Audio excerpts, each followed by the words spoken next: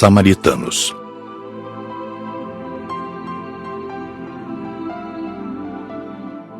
No outro dia, logo após a oração matinal, foi dado o alarme.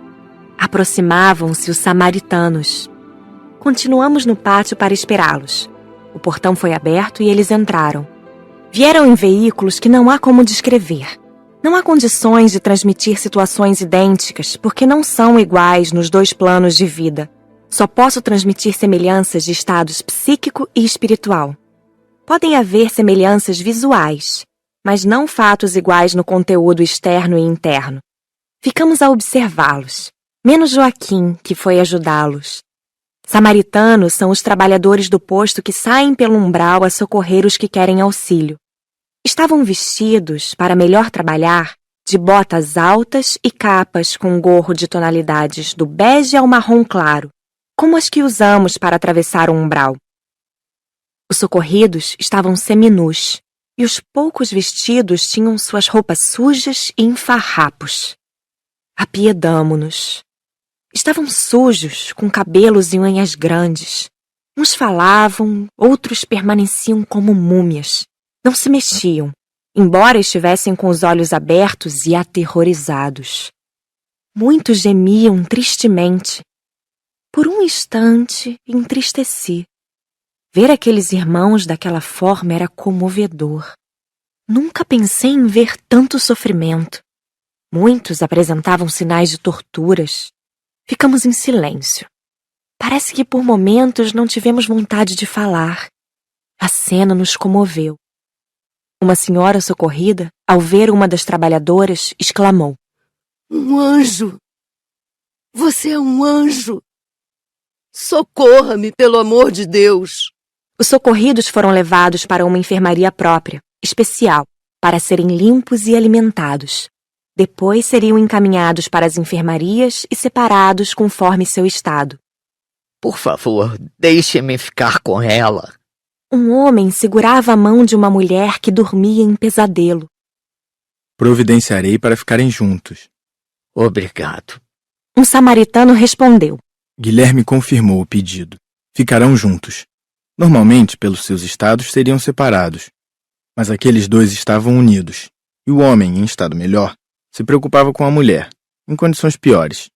Notava-se que se amavam.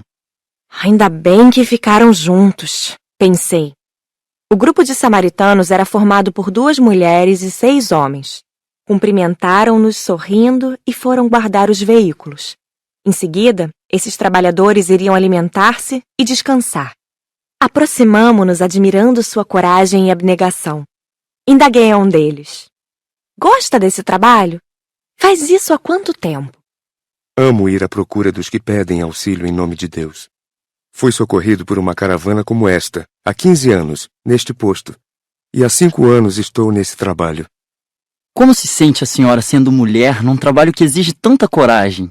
Indagou o nosso distraído Zé a uma das trabalhadoras, uma moça de seus 30 anos e muito bonita. Não existe no plano espiritual trabalho só para homens ou mulheres. Aqui somos criaturas de Deus. Gosto do que faço. Cada vez que regresso ao posto com irmãos sofredores, é alegria para o meu coração. A caravana trouxe 21 socorridos. Esses trabalhadores ficam dias pelo umbral. Vão a todos os lugares onde há necessitados, socorrendo sempre muitos irmãos. O tempo de permanência no posto varia de 2 a 3 dias. Nesse tempo, fazem planos, traçam rotas para o próximo socorro. Logo depois de os socorridos terem sido recolhidos, a torre deu o alarme. O som é uma campainha suave. Há 4 modos de dar o alarme. 3 curtos, como foram dados para os samaritanos, aproxima-se diligência do bem. Um toque suave e longo significa aproximação de irmãos ignorantes. Outro toque mais alto é para alertar sobre ataques. O que tem um som diferente avisa que o posto está para ser atacado por muitos espíritos. Nada de escândalos, tudo é tranquilo. Porém, o som é ouvido até onde estão as pessoas que necessitam ser alertadas. A campainha não toca nas enfermarias. O guarda da torre nos disse que se aproximava um grupo de 10 irmãos trevosos. Esperemos para ver o que querem, disse Guilherme. Novamente o guarda disse que o grupo havia parado a alguns metros. Logo escutamos gritos. O que eles gritam? Indagou Luísa. Dizem Valéria? Acho que é Venâncio. Disse James. Um dos socorridos saiu do pátio desesperado. É este. É Valêncio. Explicou um samaritano. O homem estava em horrível estado. Fora torturado e se mostrava muito machucado. Os sinais de tortura marcaram-lhe todo o corpo. Guilherme e um dos trabalhadores o pegaram, levando-o novamente para dentro. Frederico nos explicou. Este socorrido estava sendo torturado por esse grupo. Arrependeu-se e pediu a tempo auxílio em nome de Deus. Desta vez os socorristas o trouxeram e seus carrascos vieram atrás dele. Vão levá-lo agora para uma câmara, onde não escutará esses chamados. O que será que ele fez para ser tratado assim? Indagou Glória com piedade. Infeliz de quem faz maldades, porque nem sempre quem as recebe perdoa. Chega um dia em que a morte faz com que se encontrem. Certamente o torturaram por vingança. Esclareceu Frederico. Se eles gritassem meu nome, ficaria como ele desesperada? Perguntei impressionada. Frederico sorriu e disse. Certamente que não. Você não tem vínculos com eles. Para sentir seus chamados, é preciso estar vinculada a eles, ter as mesmas vibrações e ter ficado muito tempo com eles, como esse irmão ficou. Se um grupo a chamasse, ouviria simplesmente. Não deve temer. O medo é para quem duvida. O guarda da torre ficou atento, mas os do grupo gritaram de longe por 30 minutos. Não tendo resultado, resolveram ir embora. E se atacassem? Perguntou Luísa preocupada. Teríamos que nos defender com raios elétricos. Respondeu Guilherme, tranquilo. O que presenciamos aqui acontece sempre? Indagou Ivo. Sim, às vezes ficam inconformados ao perderem suas vítimas. Alguns como esse só os chamam. Outros nos atacam. Mas uma vez aqui dentro, ninguém sai se não quiser. Respondeu Guilherme. Eram 11 horas da manhã. Hora de partirmos. Despedimo-nos alegres, pois voltaríamos ao posto para estudar o umbral. Guilherme nos agradeceu, e Raimundo retribuiu os agradecimentos em nome de todos. Saímos pelo portão e em fila. Iríamos a pé até o Caridade e Luz e então tomaríamos o aeróbus que nos levaria de volta à colônia. No umbral estava frio, mas não percebíamos. Como já disse, aprendemos a neutralizar a temperatura exterior. É fácil aprender. Estudei o assunto no curso de alimentação que fiz na colônia e transcrevi no livro Violetas na Janela. O desencarnado que não sabe neutralizar a temperatura exterior sente frio e calor. Mas sentia-me um pouco sufocada. Fiquei bem perto de Flor Azul, que continuava tranquilo. Confesso que o umbral me dá medo. Ler ou ver em filmes é uma coisa, mas lá, pessoalmente, é outra. Nada tem de bonito ou agradável. Voltamos sem problemas. Quando chegamos ao abrigo Caridade e Luz, foi um alívio. Só paramos lá para pegarmos o aeróbus. Estava cansada e a condução veio em boa hora. Que gostoso é estar na colônia. Chegamos à noite e fomos direto para o nosso alojamento, onde nos alimentamos e descansamos. Gostava de anotar tudo o que via, e era nessas horas de descanso que o fazia. Depois de ter anotado, dormia algumas horas. No outro dia, cedinho, tivemos a aula de conclusão. As perguntas foram muitas. Os trabalhadores do posto recebem bônus hora? E os samaritanos? Ganham mais? Indagou Cecília. Raimundo foi o escalado para responder. Para todos são contadas as horas de trabalho. Recebem bônus hora os que querem e precisam. No trabalho que requer mais esforço e se despende mais energias, recebem dobrado e às vezes triplicado, como o dos samaritanos. Os samaritanos são atacados? Quis saber Glória. Esses trabalhadores são chamados de muitas formas, missionários, emissários, etc.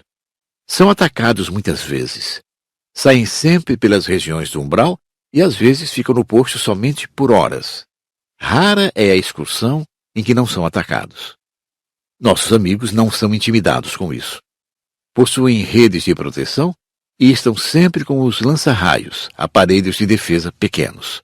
São espertos e se saem sempre bem, porque não estão a fim de brigas e, por isso, impõem respeito. São heróis. Que trabalho difícil. Eu os admiro. Eles têm folga? Marcela falou entusiasmada. Têm folga, sim. E as passam como querem. Uns vêm à colônia, alguns visitam amigos e outros ficam no posto. Eles percorrem todo o umbral? Perguntei. Sim, percorrem. Em cada excursão vão para uma parte do umbral. Vão em todas as cavernas, buracos, vales, enfim, por todos os lados. São experientes e conhecem todos os lugares do umbral nesta região. Eles vão também às cidades do umbral? Indagou James. Sim, vão. Algumas vezes pedem autorização para pegar alguns que querem socorro. Outras vezes, os samaritanos são vistos pelos habitantes das cidades do umbral socorrendo alguns irmãos. Quando esses irmãos não são do interesse dos que lá moram, os samaritanos trabalham sem problemas. Mas, quando eles querem socorrer alguém que interessa aos moradores da cidade do umbral, os samaritanos entram sem serem vistos, como ocorreu no caso daquele torturado que vimos e que foi chamado pela turma de fora do muro. Há socorristas pelo umbral no mundo inteiro? Cida perguntou. Sim, pelo umbral de toda a terra, há socorristas que trabalham em nome de Jesus, auxiliando todos os que sofrem e clamam por ajuda. Esses socorristas nunca ficaram presos? Os espíritos ignorantes que gostam do umbral nunca prenderam alguns deles? Indagou Nair. Não tivemos notícias de acontecimentos desse tipo. Num aperto maior, eles podem mudar a vibração e tornar-se invisíveis para os outros. Resmunguei baixinho e Raimundo me disse. Patrícia, quer falar alguma coisa? Estou pensando. Não quero nem trabalhar num posto de socorro, nem num umbral. Acho que não tenho jeito. Mas admiro os que lá trabalham. Essas tarefas requerem pessoas com muito amor e caridade. Por isso, devemos respeitar esses trabalhadores e admirar o que fazem. Todos nós olhamos para Joaquim, que ficou encabulado. Aqueles que vimos nas enfermarias dos postos demoram para melhorar? Perguntou Cida, curiosa. Depende muito de cada um. Há irmãos que levam anos para melhorar. E, para outros, a melhora leva meses. Existe socorrido que não gosta do posto? Indagou Ivo. Sim, existe. Embora os que para lá são levados queiram socorro, pois estão quase sempre cansados de sofrer. Estes são normalmente agradecidos.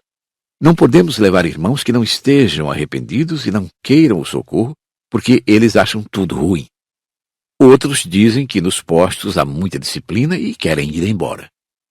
Alguns espíritos que não sofreram o suficiente e que são abrigados em postos de socorro a pedido de terceiros ou por equipes que trabalham em centros espíritas, muitas vezes não gostam e não ficam, voltando aos ex-lares e a vagar.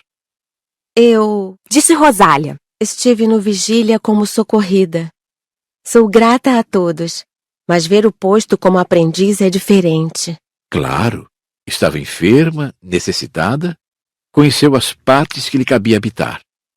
Agora foi conhecê-lo como estudante e tudo lhe pareceu diferente. Rosália, você lembra alguma coisa de quando você esteve lá como socorrida? Zé perguntou. Sim, como esquecer o sofrimento? Eu era um farrapo humano, foi doloroso. O remorso é fogo a queimar. Como não houve mais perguntas, Raimundo disse. Façam uma redação. Escrevam o que viram e o que mais os impressionou. Não é um trabalho obrigatório. Farão a redação só os que quiserem. Aqueles que têm dificuldades para escrever e preferem falar, contarão o que sentiram e do que gostaram. Alguns preferem ficar só escutando. Foram 15 a ler o que escreveram. Todos falaram dos samaritanos. Trocamos ideias. Ivo e Luiz disseram que após o curso irão trabalhar num posto no umbral. Conhecer esses postos, esses lugares de paz no meio do sofrimento, nos foi gratificante. São casas de socorro abençoadas. São um refrigério aos irmãos atormentados. Que bom que há esses locais e como é maravilhoso neles existirem os trabalhadores do bem.